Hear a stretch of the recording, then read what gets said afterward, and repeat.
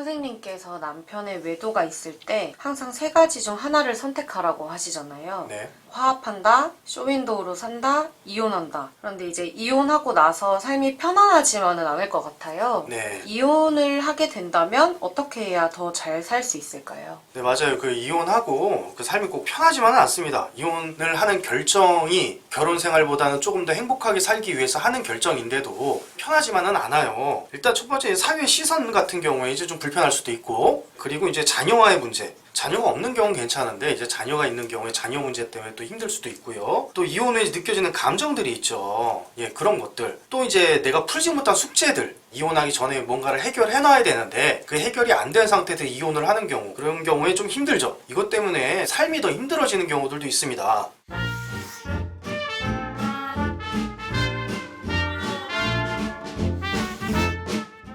그러면 어떤 경우에 후회를 하는 걸까요? 일단 첫 번째로 이제 죄의식을 살펴볼 수가 있어요. 이혼을 하고 나서 죄의식이 굉장히 크신 분들이 있습니다. 일단 첫 번째 이제 부모님한테 이제 막 내 나쁜 딸이 된 거예요.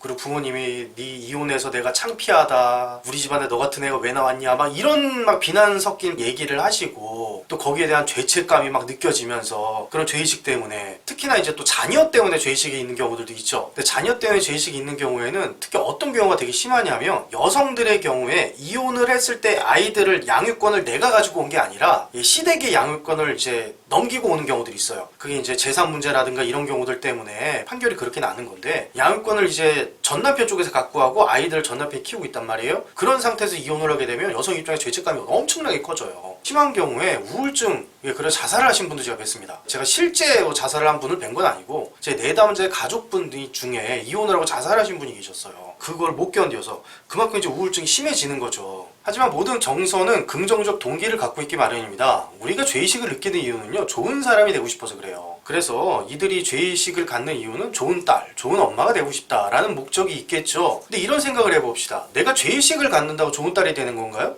그렇지는 않습니다. 또 그리고 내가 이혼을 하고 이제 자녀와의 분리가 되면서 죄의식을 갖는다고 좋은 엄마가 되는 건가요? 꼭 그렇지도 않아요. 그래서 죄의식을 갖지 마시고 더 잘 살면 되는 겁니다. 내가 이혼하고 나서 훨씬 더 잘 살면 되는 거예요. 그러면 죄의식 가질 필요 없어요. 이혼하고 내가 굉장히 더 잘 산다면 아이들에게도 더 좋은 엄마 되는 거고요. 이혼하고 나서 내가 더 잘 산다면 부모님에게도 더 좋은 딸이 되는 겁니다. 또 이제 두 번째 살펴보면 수치심이 있습니다. 수치심은 내 자신이 싫은 거죠. 창피함을 느끼는 거예요. 이제 이혼을 결심하신 분들이 이런 이야기를 많이 하십니다. 선생님, 제가 남편하고 너무 살기 싫어서 이혼을 하고 싶은데요, 이혼료 딱지가 두려워요 라고 하시는 분들이 있어요. 그런 것들이 이제 수치심이거든요. 이들 같은 경우에는 이혼을 하시고 나면은요, 인생에 어떤 큰 결점이 생겼다고 생각하세요. 어마어마한 결점이 생겼다고 생각하고, 이들이 가지고 있는 완벽주의, 내 인생에는 결점이 있어서는 안 된다, 뭐 이런 거죠. 그게 이제 그 일종의 결벽증이에요. 도덕적 결벽증, 뭐 이런 거죠. 우리가 뭐 방바닥에 먼지 있으면 안 된다, 머리카락 떨어지면 안 된다, 그래서 굉장히 그 예민한 것들, 그게 결벽증 아니겠습니까? 그런 것처럼 나의 인생에 어떤 흠이 있어서는 안 된다, 이런 결벽증 때문에 이제 자기가 수치심을 엄청나게 크게 느끼는 거예요. 그 자신을 숨기죠. 그래서 이런 분들 같은 게 이제 대인공포증이 오기도 합니다. 그래서 이혼하시고 나서 상담 오시는 분들, 그런 분들 같은 게 이제 상당수 대인공포증을 알면서 상담 오시는 경우들이 있어요. 직장 생활하기 힘들어졌습니다. 이혼하고 나서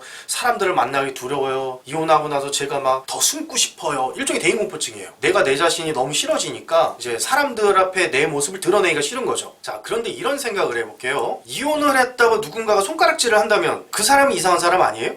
그렇죠. 이혼이 죄는 아니잖아요. 내가 이혼이 필요해서 했고, 이혼이라는 거 하고 나서 내가 더 잘 살고 싶어서 이혼을 한 건데, 내가 힘들자고 이혼한 건 아니지 않습니까? 그런데 그 선택을 응원을 해야지. 손가락질하는 사람들, 그 사람들이 이상한 사람이잖아요. 그쵸? 그런데 왜 내가 내 자신에게 손가락질을 합니까? 내가 남들한테 너 이혼해서 나쁜 놈이야 라고 얘기하는 것은 이상한 건데, 내가 내 스스로한테 너 이혼해서 나쁜 놈이야 라고 이야기하는 것도 이상한 거죠. 이거 내 스스로에게 손가락질하는 거예요. 다시 말씀드립니다. 누군가가 이혼했다고 당신은 흉을 보면 그 사람이 이상한 사람이에요. 그런데 내가 내 스스로에게 이혼했다고, 내가 이혼했어, 나 잘못됐어 라고 내 스스로 자책을 한다면 내 스스로 이상한 사람이 되는 거예요. 그러니까 그 행동은 멈추셔야 됩니다. 이제 세 번째 문제가 뭐냐면 외로움입니다. 이혼하시고요, 혼자 살면 괜찮아요. 나 이혼하고 이제 남자 필요 없어, 나 그냥 혼자 살게, 내 애들만 보고 또는 돈이나 벌고 나 편하게 친구들하고 놀러 다니면서 그러고 살 거야, 이러면 관계없습니다. 그런데 그러고 사는 동안에 내가 외로움을 느낀다, 그러면 무슨 얘기냐면요, 사랑을 하고 싶어서 그래요. 제가 아까도 말씀드렸지만 모든 부정적 정서는 긍정적 동기를 갖고 있습니다. 외로움이라고 하는 부정적 정서는 사랑을 해라 라고 하는 긍정적 동기를 가지고 있는 거예요. 자, 그런데 내가 외롭다고 아무나 만나면 됩니까? 안 됩니까?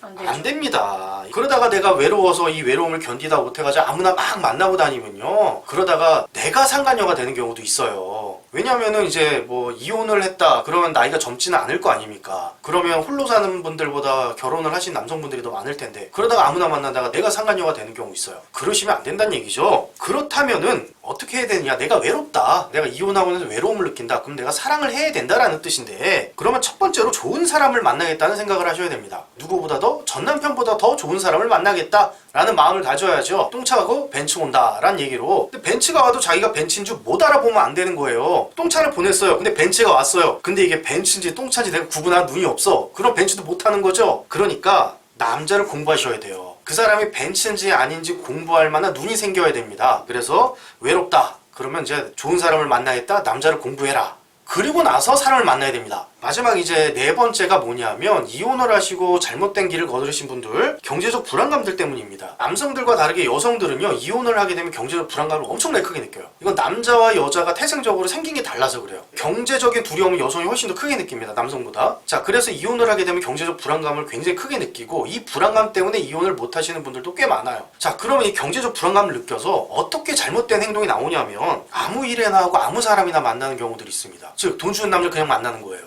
그러다 보면 또 잘못된 선택하는 거죠. 그리고 돈을 많이 버는 일이다? 그러면 그게 내 일이 아님에도 쉽게 뛰어드는 거예요. 또 그러면 안 되는 거죠. 결국 자신의 존엄성을 잃어버리게 되는 겁니다. 그 이혼하시고 나서 경제적인 불안감 때문에 이제 자기도 모르게 유흥업소에서 일을 한다거나, 그래서 이제 물론 이제 유흥업소 일 업종을 제가 무시하는 건 아닙니다. 하지만 이제 자기와 어울리지 않은 분이 거기서 일을 하시게 된다면 문제가 되잖아요. 또 돈 많은 남자가 잘못됐다는 건 아니에요. 근데 나와 어울리는 사람을 만나야 되잖아요. 근데 돈이 많다고 그냥 그 사람 그냥 만나버려. 그러다가 이제 또 막 잘못된 선택을 해서 더 힘들어지고 인생이. 그러면 안 된다는 거죠. 내 존엄성을 버리게 되는 거예요. 그래서 경제적 불안감을 느낀다. 그럴 때 뭐 해야 되느냐? 돈 버는 법을 공부하십시오. 돈 버는 것도 공부해야 돼요. 여러분, 사랑하고 돈 버는 게 왜 어려운지 아십니까? 학교에서 안 가르쳐줘서 그렇습니다. 사랑하는 방법 왜 어려울까요? 학교에서 안 가르쳐줘서 그래요. 돈 버는 방법 왜 어려울까요? 학교에서 안 가르쳐줘서 그래요. 부자 아빠 가난한 아빠라는 책을 써 로버트 기요사키가 그런 얘기를 했어요. 돈 버는 법은 학교에서 안 가르쳐주기 때문에 배우기 어렵다라고. 그래서 따로 공부를 하셔야 될 부분입니다. 이혼하고 나서 경제적 불안감을 느낀다? 그러면 일을 선택하거나 사람을 만나기 전에 돈 버는 법부터 공부하십시오. 그래야 경제적 자립을 할 수 있을 때 그때 사람을 만나세요.